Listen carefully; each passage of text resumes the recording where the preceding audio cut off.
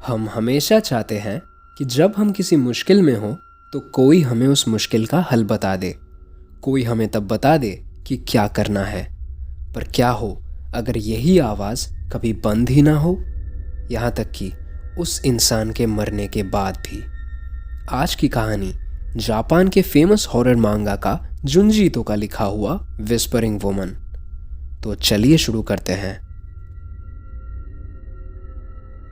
कहानी की शुरुआत में हम एक घर को देखते हैं, जो घर सेंतो शिनगेकी का होता है। उस घर में वो और उनकी बेटी रहती थी, जिसका नाम मायुमी था। मायुमी को एक अजीब सी दिमागी बीमारी थी, जिसमें वो कुछ डिसाइड नहीं कर पाती थी कि उसे क्या करना है। और जब वो ये सब डिसाइड नहीं कर पाती थी, तब उसे संभालना मुश्किल हो जाता था।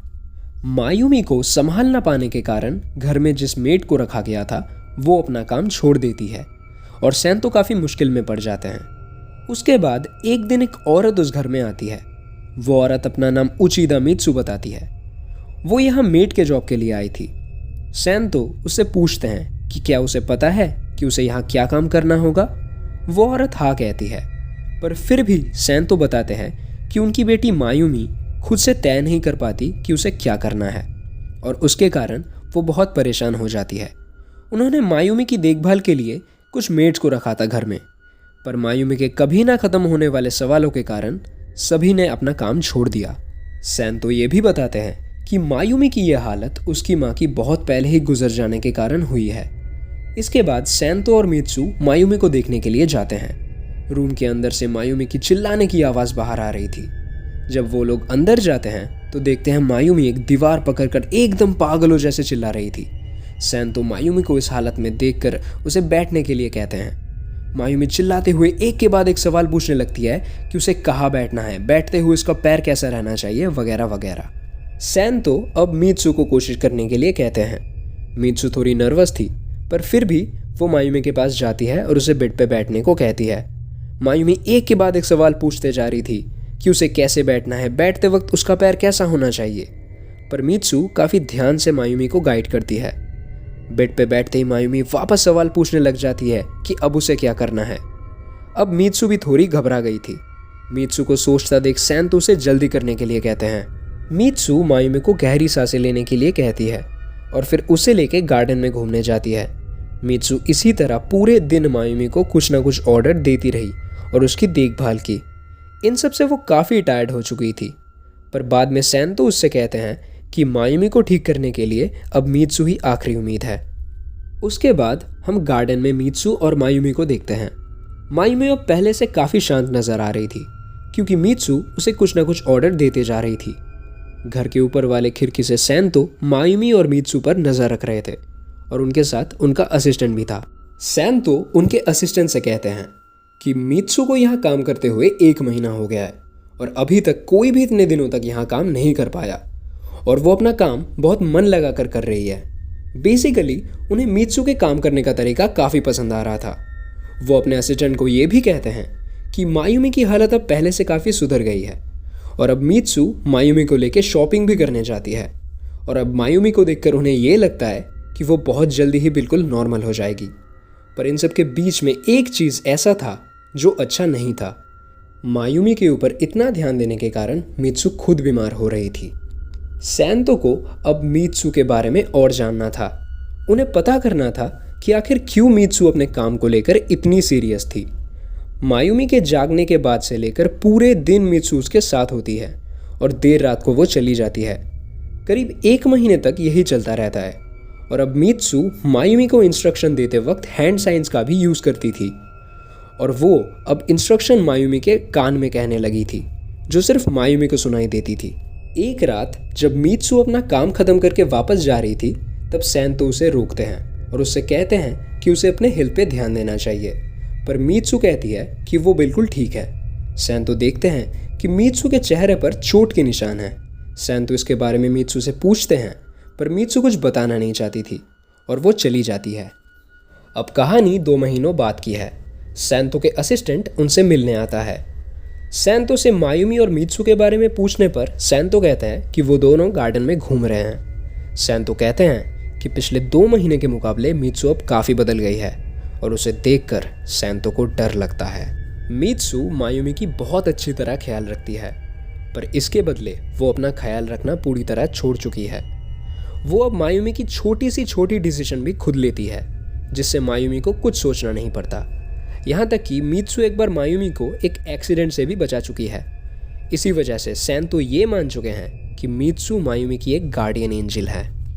सैंतो के असिस्टेंट को ये सारी बातें यकीन नहीं आ रहा था, और तभी मायुमी दरवाजे के बाहर से आवाज़ लगाती है। सैंतो उसे अंदर आने के लिए कहते हैं। मायुमी अंदर आती है और उसके पीछे हम मीत्सु को देखते हैं। मीत्सु बहुत अजीब दिख रही थी, एकदम किसी भूत की तरह। वो मायुमी के कान में अपनी बात कहते जा रही थी। मायुमी सैंतो को कुछ फूल देने आई थी और सैंतो उसे खुशी खुशी ले लेते हैं। मीत्सु वापस मायुमी के कान पे कुछ कहती है और वो दोनों यहाँ से चले जाते हैं। सैंतो अपने असिस्टेंट, जिसका नाम यामाओका होता है, उससे कहता है कि मैं सही कह रहा था, है ना? जिसमें यामाओका हाँ कहता है। अब यामाओका सैंतो को कहता है कि उसने मीत्सु के बारे में काफ़ी कुछ पता किया है, जो कि उसे सैंतो नहीं करने के लिए कहा था। यामाओका बताने लगता है मीत्सु शादीशुदा नहीं है, पर वो अपने बॉयफ्रेंड आगा के साथ रहती है। आगा कुछ काम नहीं करता और वो मीत्सु के घर में रहता है। आगा पूरी तरीके से मीत्सु के पैसे के ऊपर निर्भर है। जहाँ मीत्सु इतनी मेहनत करके पैसे कमाती है, वहाँ आगा उसके सारे पैसे जुए में उड़ा देता है। हालांकि मीत्सु आगा से काफ़ी अच्छा बर्ताव करती है, पर आगा काफ़ी अब्यूजिव था और वो मीत्सु को मारता भी है और वो उसे और भी ज़्यादा काम करने के लिए फोर्स भी करता है। इतना सब सुनने के बाद सैंतो कहते हैं कि कितनी अजीब बात है, मीत्सु की पर्सनल लाइफ बहुत ही अनफॉर्चुनेट है, पर फिर भी वो कैसे मायुमी की इतनी अच्छी तरह ख्याल रख पाती है। सैंतो को डर था आगा उनकी बेटी के पीछे ना आए। वो मीत्सु की मदद करना चाहते थे, पर उन्हें नहीं पता था कि कैसे आगा को उससे दूर रखा जाए। गार्डन में हम मीत्सु और मायुमी को देखते हैं। मायुमी मीत्सु से कहती है कि एक दिन वो भी ठीक हो जाएगी, वो भी सब कुछ खुद से डिसाइड कर पाएगी। मीत्सु मायुमी से कुछ कहती है जो सिर्फ मायुमी को सुनाई देती है, और इसके जवाब में मायुमी पूछती है तो क्या उसे खुश होना चाहिए या दुखी। 2 हफ्ते बाद खबर आती है कि मीत्सु अब इस दुनिया में नहीं रही। उसकी डेड बॉडी उसी के घर में पाई गई। फॉरेंसिक डिपार्टमेंट से जाना गया, मरने से पहले ही उसकी बॉडी एकदम कमज़ोर हो गई थी और लग रहा था कि यह सब आगा की वजह से हुआ है, क्योंकि वो मीत्सु को बहुत मारता पीटता था। सैंतो को यह खबर मिलते ही वो एकदम डर जाते हैं। उन्हें डर था कि अगर मीत्सु मायुमी के पास नहीं होगी तो वो वापस पहले जैसी हो जाएगी। वो दौड़ के मायुमी के कमरे में जाते हैं, पर देखते हैं मायुमी एकदम शांत है। मायुमी सैंतो को गुड मॉर्निंग कहती है। सैंतो मीत्सु के बारे में मायुमी को कुछ बताने ही वाले होते हैं कि तभी मायुमी कहती है कि मीत्सु तो उसके पीछे ही है। हालांकि मीत्सु जा चुकी थी, पर मायुमी के लिए वो अब भी वही थी। मायुमी को देख के ऐसा लगता था कि मीत्सु अब भी उसके साथ है। हो सकता है कि ये मायुमी की कल्पना हो, या फिर ये भी हो सकता है कि मीत्सु की आत्मा अब भी मायुमी के साथ है। अगर ध्यान से सुना जाए तो ऐसा लगता था कि मीत्सु मायुमी के पास ही खड़ी है और उसके कान में कुछ कह रही है। सैंतो अपने चेयर में बैठकर सोच रहे थे कि एक बार मीत्सु ने कहा था ये काम उसे उसके बीते कल से जोड़ती है। आगा उसे ज़्यादा से ज़्यादा मेहनत करने के लिए मजबूर करता था, पर शायद मायुमी को एक अच्छी लाइफ पाने में हेल्प करना ही उसकी आइडियल लाइफ थी। यही सब सोचते हुए सैंतो गार्डन में टहलने जाते हैं। उन्हें एक आवाज़ आता है, और जब वो उस आवाज़ का पीछा करते हैं तब उन्हें दिखता है कि मायुमी एक नाइफ लेके ज़मीन में मार रही होती है। मायुमी खुद से ही बात कर रही थी कि क्या इतना ताकत काफ़ी है या उसे और जोर लगाना चाहिए। और फिर एक रात मायुमी घर लौटती है। उसे देख के सैंतो एकदम चौंक जाते हैं। मायुमी का पूरा शरीर खून से सना हुआ था। सैंतो मायुमी को डरते हुए पूछते हैं कि ये खून किसका है। मायुमी हंसते हुए जवाब देती है कि ये खून आगा का है, क्योंकि मीत्सु ने उसे यही करने के लिए कहा था। तो दोस्तों, यही था जुंजी ईतो का लिखा हुआ विस्परिंग वुमन की कहानी। इस कहानी का भी एक एनीमे एडेप्टेशन बना है जो कि आप नेटफ्लिक्स में देख सकते हैं। एनीमे का नाम है जुंजी ईतो मैनियक, जो कि पिछले साल रिलीज हुआ था। इस एनीमे में टोटल 12 एपिसोड्स हैं और सभी काफ़ी अच्छे हैं। आज की वीडियो में बस इतना ही। अगर आपको वीडियो अच्छा लगा तो वीडियो को लाइक करो। कमेंट करके आप मुझे बता सकते हो कि आपको मेरा एक्सप्लेनेशन कैसा लगा। अपने दोस्तों के साथ वीडियो शेयर करो और मेरे चैनल को सब्सक्राइब करो। मैं मिलता हूँ आपको अगले वीडियो में। बाय।